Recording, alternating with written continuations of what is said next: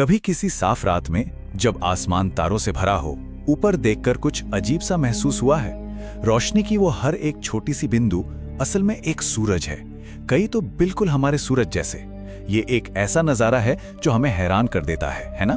लेकिन जो लोग सच में सुन रहे हैं, हमारे एस्ट्रोनॉमर्स और साइंटिस्ट्स, उनके लिए यही खूबसूरत नजारा बहुत गहरा और परेशान करने वाला है।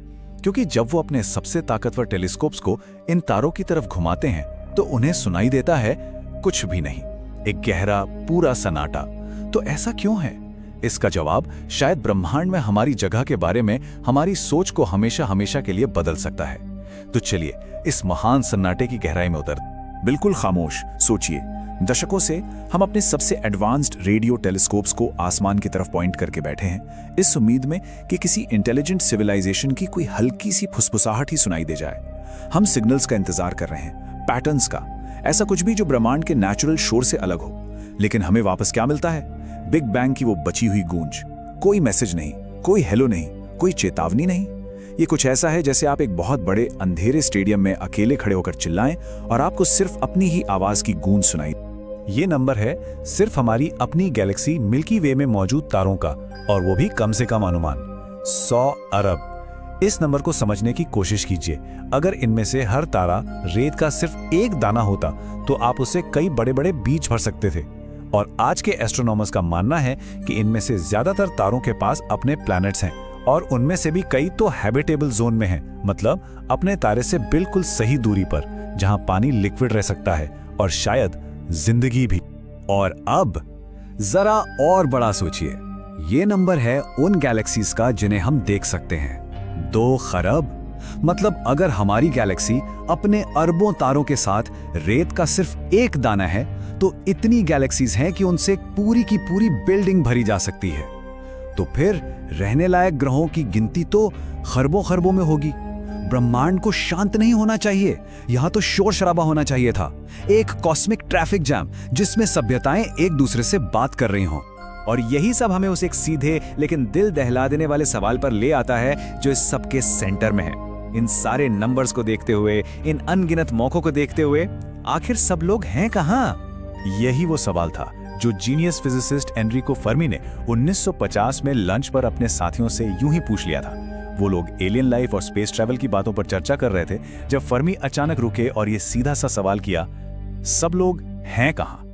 उस दोपहर की वो मामूली सी बात आज मॉडर्न साइंस की सबसे बड़ी पहेलियों में से एक बन चुकी है। और बस इसी को कहते हैं फर्मी पैराडॉक्स। एक तरफ है मैथ्स, नंबर्स जो चीख चीख कर कह रहे हैं कि इंटेलिजेंट सिविलाइजेशन आम होनी चाहिए, और दूसरी तरफ है असलियत, यानी जीरो सबूत, कुछ भी नहीं, बस ये कानों को फाड़ देने वाला सन्नाटा जहां एक ऑर्केस्ट्रा होना चाहिए था। ये विरोधाभास हमें कुछ बहुत ही असहज करने वाली संभावनाओं पर सोचने के लिए मजबूर करता है। तो इस पहेली को सुलझाने की कई कोशिशें हुई हैं, कई थ्योरीज दी गई हैं, और हर एक थ्योरी अपने आप में उम्मीद और डर की एक अलग ही कहानी सुनाती है। आइए कुछ सबसे मशहूर संभावनाओं पर एक नजर डालते हैं। एक बहुत ही कह सकते हैं डरावना आइडिया है द ग्रेट फिल्टर का। ये थ्योरी कहती है कि जिंदगी से लेकर एक एडवांस सिविलाइजेशन बनने के रास्ते में कोई ऐसी बाधा है, कोई फिल्टर है जिसे पार करना लगभग नामुमकिन है। अब यहां 2 बातें हो सकती हैं। पहली कि वो फिल्टर हमारे पीछे है, मतलब कॉम्प्लेक्स लाइफ का बनना ही इतना मुश्किल है कि हम शायद ब्रह्मांड में पहले हैं, हम खास हैं। लेकिन दूसरी संभावना कहीं ज्यादा डरावनी है कि वो फिल्टर हमारे आगे है। इसका मतलब यह है कि एडवांस सिविलाइजेशंस हमेशा खुद को तबाह कर लेती हैं, शायद न्यूक्लियर वॉर से या किसी अनकंट्रोल्ड एआई से। अगर ये सच है तो ये जो खामोशी हम सुन रहे हैं, ये खालीपन की आवाज नहीं, ये कब्रिस्तानों की आवाज है। चलिए एक और थियरी देखते हैं। ये थोड़ी कम डिप्रेसिंग है पर अजीब जरूर है। इसे कहते हैं जू हाइपोथेसिस। इस सिनेरियो में ब्रह्मांड जिंदगी से भरा हुआ है, लेकिन एडवांस सिविलाइजेशंस ने एक सख्त पॉलिसी बना रखी है। हम जैसी पिछड़ी सभ्यताओं के मामलों में दखल नहीं देना है। वो शायद हमें दूर से देख रहे हैं, हमें स्टडी कर रहे हैं, ठीक वैसे ही जैसे हम किसी जंगल में जानवरों को दूर से स्टडी करते हैं। हमारे युद्ध, हमारी राजनीति, हमारी जीतें, ये सब उनके लिए बस एक दिलचस्प शो है। हम बातचीत के लायक नहीं हैं, हम बस एक नुमाइश। लेकिन एक तीसरा जवाब है जो शायद इन सबसे कहीं ज्यादा डरावना है। ये जवाब कहता है कि सन्नाटा इसलिए नहीं है कि कोई है ही नहीं, सन्नाटा है डर की वजह से। और यहीं से एंट्री होती है डार्क फॉरेस्ट थ्योरी की, यानी अंधेरे जंगल के सिद्धांत की। इस थ्योरी को समझने के लिए मेरे साथ एक कल्पना कीजिए। भूल जाइए कि ब्रह्मांड खुला और विशाल है, सोचिए कि एक बहुत घना, बहुत पुराना और स्याह अंधेरा जंगल है। घरी रात है, कोई चांद नहीं, पेड़ इतने घने हैं कि कोई रोशनी अंदर नहीं आती, और इस जंगल में एक भयानक सन्नाटा पसरा हुआ है। इस जंगल में हर सिविलाइजेशन, हम भी एक अकेले शिकारी की तरह है, जो एक पेड़ के पीछे दुबका हुआ है, अपनी सांस रोके हुए, बस सुन रहा है कि कहीं कोई टहनी तो नहीं टूटी, कहीं पत्तों की कोई सरसराहट तो नहीं हुई। शिकारी कोई आवाज नहीं करता, कोई रोशनी नहीं जलाता, अपने निशान मिटाने की कोशिश करता है, क्योंकि वो जानता है कि वो अकेला नहीं है। जंगल दूसरे शिकारियों से भरा है, और इस जंगल में हर शिकारी एक शिकार भी है। और इस अंधेरे जंगल में जिंदा रहने का बस एक ही नियम है, चुप रहो। अपने होने का जरा सा भी सबूत देना मौत को दावत देना है, क्योंकि आप कभी नहीं जान सकते कि जो दूसरा आपकी रोशनी देखेगा वो दोस्त है या दुश्मन। तो सबसे सेफ यही मानकर चलना है कि वो दुश्मन है। दिख जाने का मतलब है शिकार हो जाना। इसीलिए हर कोई खामोश है, हर कोई छिपा हुआ है। अब समझते हैं कि इस शिकारी का लॉजिक क्या है। ये बहुत ठंडा और निर्मम है। पहला, हर सिविलाइजेशन का सबसे बड़ा मकसद है जिंदा रहना। दूसरा, आप कभी किसी दूसरी सिविलाइजेशन का असली इरादा नहीं जान सकते। और तीसरा, तारों के बीच इतनी दूरी है कि रुको, बात करते हैं वाला ऑप्शन ही नहीं है। तो जब आपको जंगल में कोई और रोशनी दिखती है तो सबसे सुरक्षित कदम क्या है? यही कि उस रोशनी को हमेशा के लिए बुझा दो। ये कोई दुश्मनी नहीं है, ये बस इस खेल का लॉजिकल नतीजा है।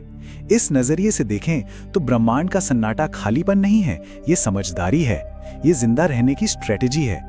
और अगर, सिर्फ अगर ये थ्योरी सच है तो हम इंसान पिछले 100 सालों से एक बहुत बड़ी, शायद जानलेवा गलती कर रहे हैं।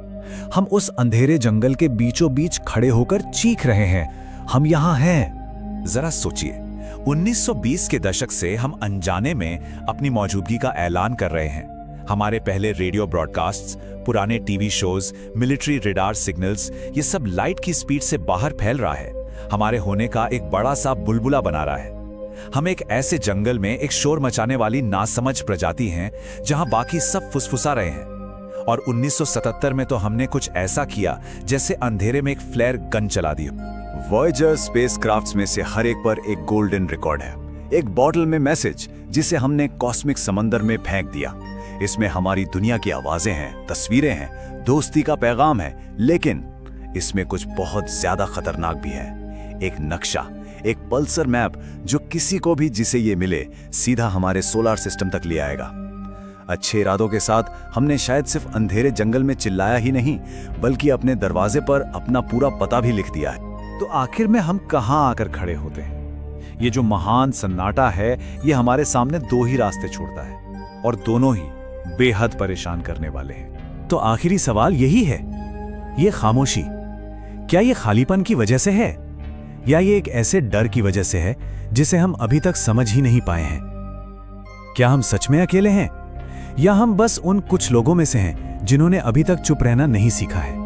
महान साइंस फिक्शन लेखक आर्थर सी क्लार्क ने इसे सबसे अच्छे तरीके से कहा था, 2 संभावनाएं मौजूद हैं, या तो हम ब्रह्मांड में अकेले हैं या हम नहीं हैं। दोनों ही समान रूप से भयानक हैं। एक संभावना का मतलब है एक ऐसा अकेलापन जिसकी हम कल्पना भी नहीं कर सकते, और दूसरी का मतलब है कि जंगल खाली नहीं है और हमें शायद बहुत जल्द चुप रहना सीख लेना चाहिए।